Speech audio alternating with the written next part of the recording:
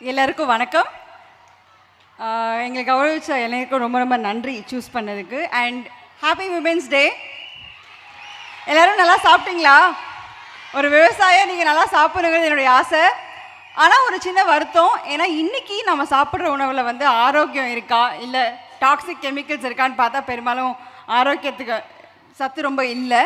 So அப்படி இருக்கிறப்போ நான் வந்து ஒரு 10 வருஷம் முன்னாடி ஐடி வேலையெல்லாம் வேண்டாம் அப்படின்னு சொல்லிட்டு சிட்டிலேருந்து கிராமத்துக்கு போய் விவசாயம் பண்ண ஆரம்பித்தப்போ ஒரே ஒரு ஃபார்ம், ஒரு 18 கஸ்டமர் தான் இருந்தாங்க. ஆனால் இன்றைக்கி ஒரு 20,000 மேற்பட்ட குடும்பங்கள் வந்து நஞ்சிலா உணவை நோக்கி போயிட்டுருக்காங்க. இதில் என்னென்னா, இன்ஜினியரிங் படித்தோம், ஆனால் இன்றைக்கி விவசாயம் செய்கிறப்போ என்ன புரிதல் பெருசாக வந்திருக்கு அப்படின்னா, விவசாயம் ஒரு தொழில் மட்டும் கிடையாதுங்க, அது ஒரு வாழ்க்கை முறை, அது ஒரு பெரிய பொறுப்பு. ஃப்யூச்சரோட ஆரோக்கியத்தை எங்களால் இன்றைக்கி வந்து பாதுகாப்பாக கொடுக்க முடியுங்கிறதுக்கான ஒரு பெரிய ரெஸ்பான்சிபிலிட்டி. அண்ட் இயற்கை விவசாயம் செஞ்சால் மட்டுமே நம்ம ஃப்யூச்சரை நம்ம பாதுகாக்க முடியும். நீங்கள் எல்லோரும் கண்ணை மூடி ஒரு விவசாயி யோசிச்சு பாருங்களேன்.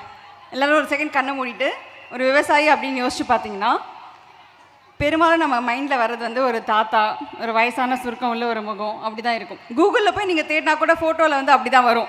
பெரும்பாலும் ஆண்கள் தான் வருவாங்க. ஆனால் சொல்லப்படாத விஷயம் என்ன அப்படின்னா, நம்ம இந்தியாவில் கூட 70% மேலே பெண்கள் தான் விவசாயம் பண்ணிகிட்டு இருக்கிறாங்க. களை எடுக்கிறதா இருக்கலாம், நாற்று நடதாக இருக்கலாம். ஆனால் ஒரு 10% கூட லேண்ட் ஓனர்ஷிப் கிடையாது. அவ்வளோ பேர் வந்து நம்ம வந்து விவசாயம் சொல்கிறோம், பட் விவசாயம் வந்து அழிஞ்சு போயிட்டு இருக்கிறது உண்மை. பட் இப்போ நம்ம மீட் எடுக்கலை அப்படின்னா 20 வருஷம் கழித்து நம்ம யாருக்கும் நல்ல உணவு கிடைக்காம போயிடும்.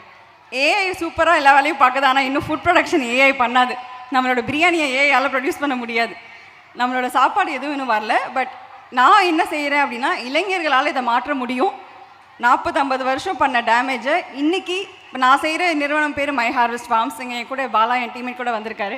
ஸோ நாங்கள் இளைஞர்கள் எல்லா மாவட்டத்துலேயும் நாங்கள் எல்லாம் செஞ்சு என்ன பண்ணுறோம் அப்படின்னா, விவசாயத்தை மீட்டெடுக்கிற பணியில் இருக்கிறோம். தொலைஞ்சு போன நிறைய உணவுகள் இருக்குது. இப்போ அரிசி எடுத்துக்கிட்டிங்கன்னா 1,10,000 வெரைட்டி அரிசி இந்தியாவில் இருந்திருக்கு. ஆனால் இன்றைக்கி கேட்டால் 1000 கூட கிடையாது. ஸோ நம்ம உணவே மருந்து அப்படின்னு முன்னோர்கள் சொன்னதை நாங்கள் வந்து எப்படியாவது செய்யணுங்கிற ஒரு முனைப்பு எடுத்து ஒரு சின்ன விதை போட்டிருக்கோம்.